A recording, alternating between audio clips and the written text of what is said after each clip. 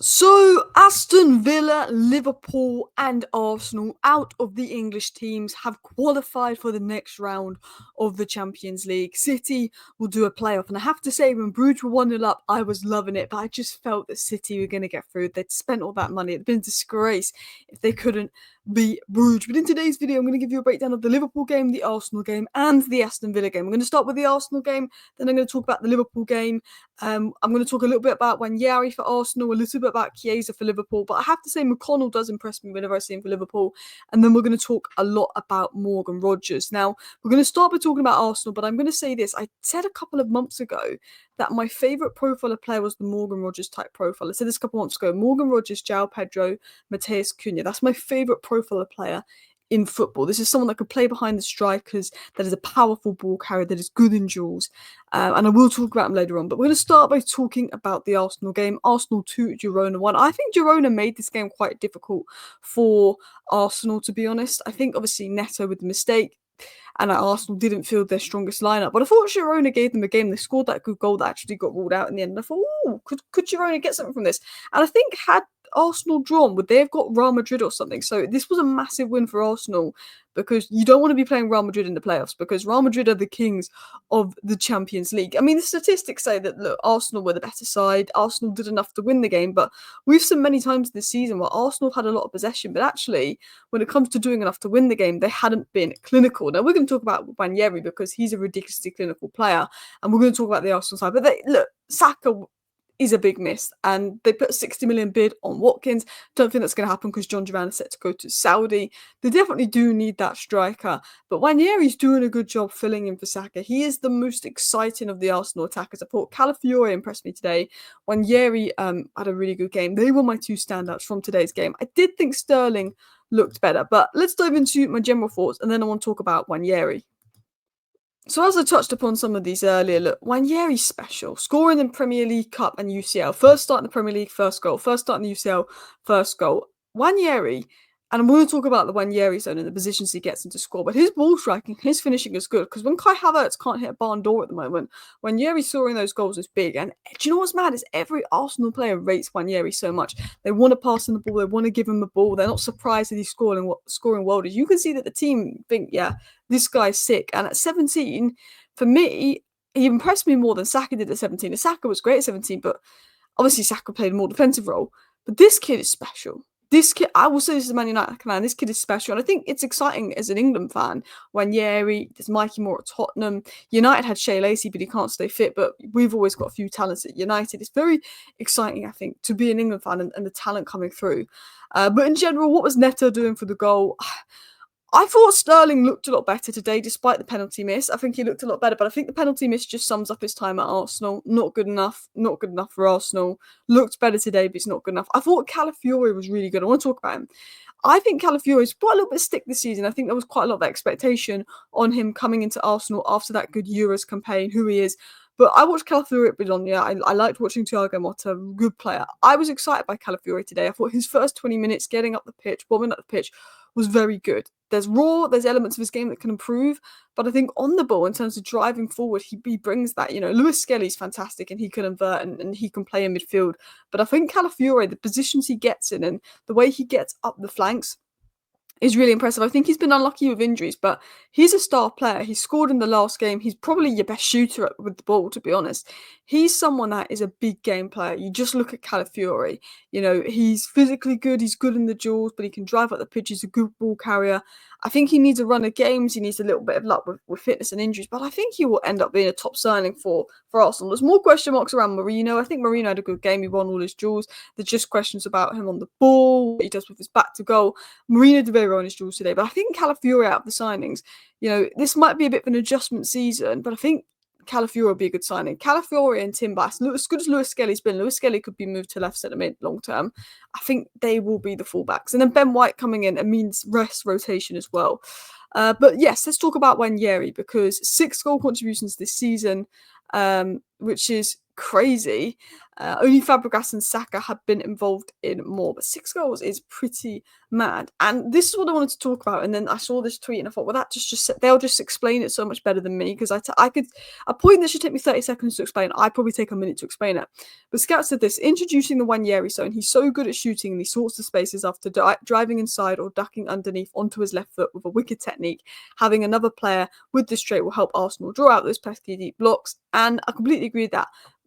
How many goals has Nwaneri scored from that zone? Quite a lot. That's becoming his trademark now. Getting in that zone, creating separation, cutting in with the left foot, and a great strike. And yeah, second youngest English goal scorer in the Champions League. But as I said, that goal, absolute joke. He's destined for the top. His finishing, his ball strike is good. Even in the academy clips I'd seen on him when I was doing some research for another work project.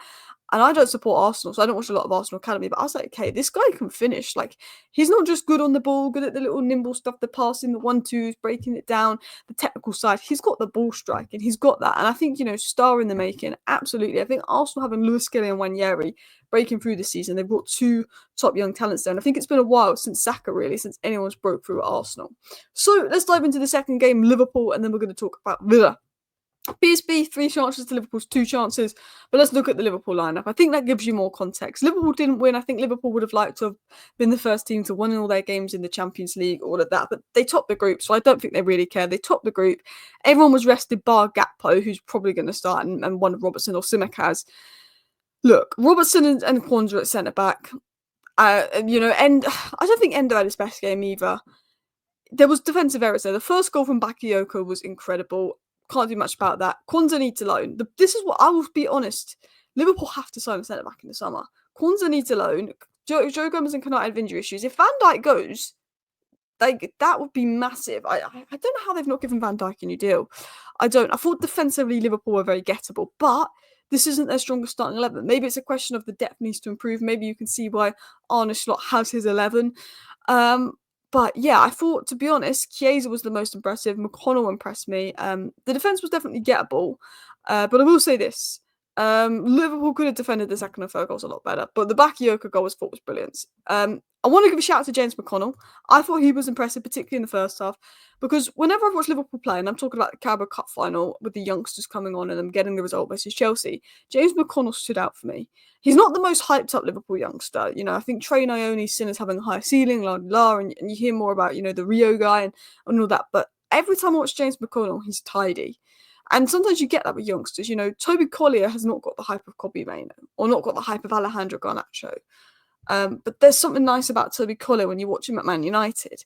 Maybe because he can actually run and move and cover ground none of our players can. And I think James McConnell's got a little bit about him. I think he likes to show for the ball. And I think that's what you want in the midfielder. But I think, look, Liverpool, they didn't win the game. Wasn't their best performance. But at the end of the day, you got to see Chiesa have a very good game. The youngsters get a bit of minutes in their legs. You still finish top of the group, and the key players are rested ahead of, Bournemouth's a difficult game. I don't know if you beat Bournemouth. Difficult game. They haven't lost one of their last 10 games. But look, heavily rotated squad. Kwanzaa, Endo, Robertson, I think, looked a bit off it. I think Kwanzaa needs a loan. But I just look at that and think Van Dijk is so crucial to that defence. The amount of times where Liverpool have made a sloppy error and Van Dijk's been there. I think Van Dijk is just a ridiculous player. And I don't know how you replace him if he goes. Huijsen's one for the future. But have Huijsen and Van Dijk next year. I just don't think you can let Van Dijk go. Because he stops those silliness in defence. Van Dijk and Konate. Konate is great as well, but yeah, you can just see how crucial Van Dijk is to Liverpool's defence in those kind of games. And even Trent, I don't think Conor Bradley had his best game, but Conor Bradley's always impressed me. If you lose Van Dijk, Trent, and Salah in one window, that's ridiculous. If you lose Trent, okay, replaceable. But surely you give Van Dijk and Salah another 2 years. Surely.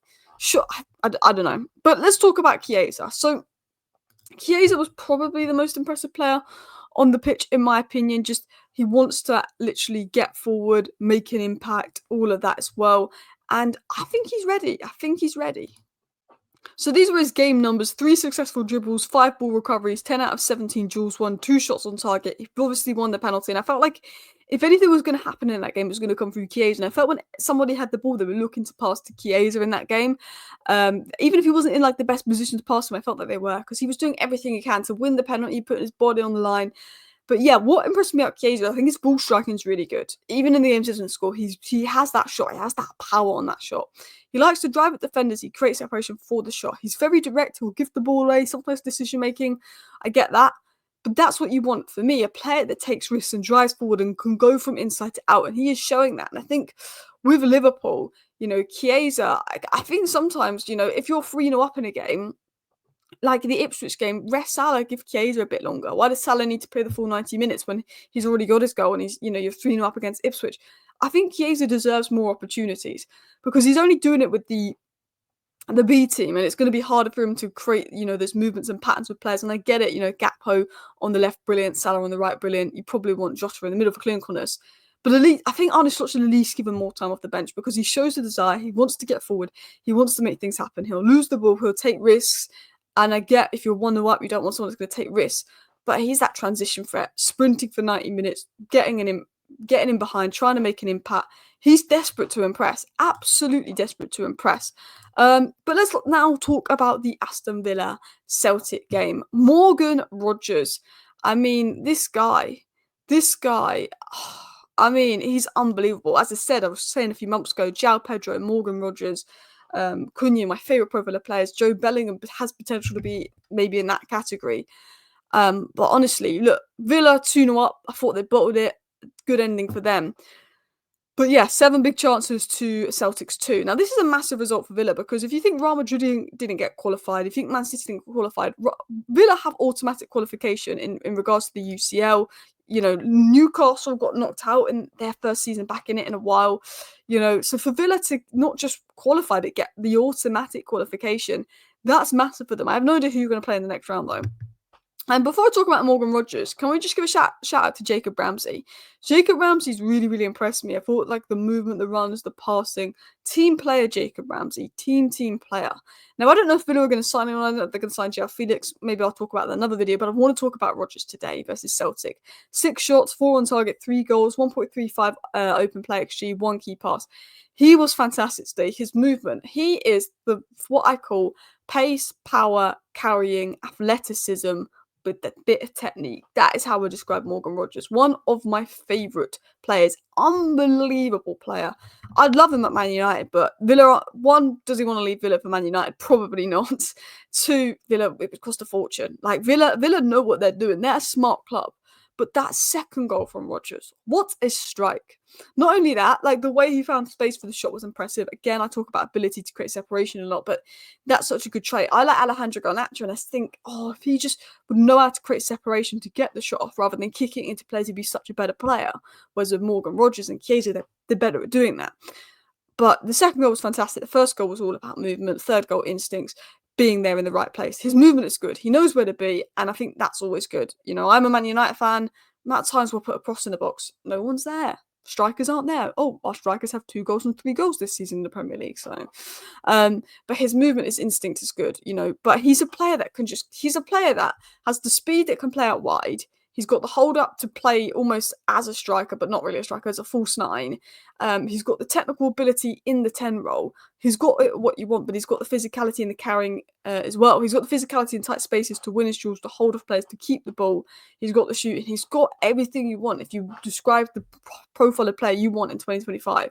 He's actually completed the most take-ons in UCL this season. Him with the ball, driving at people, progression is top. And I think his movement and intelligence as a player is top. To get to know where to be is unbelievable because his movement can not only create space for someone like Watkins to run in, and Watkins can get the shot off, but then his movement is also, as well as drawing out defenders, getting in areas to go and get those goals, the first goal and the third goal. And I think as a player that can attack the box well, that can make fast runs, but also help on the ball, top profile, top player. And I'll maybe make a more detailed video about him in the future. But anyway, let me know your thoughts on the UCL games. This was a roundup of all 3 games because I thought, we'll just talk about all 3 clubs in one video. Save me having to make 2 or 3 videos as well because I'm exhausted. Let me know your thoughts down below. I hope you enjoyed that it was split up into 3 sections. If I remember, I'll put timestamps in the comments. Thank you for watching. Bye.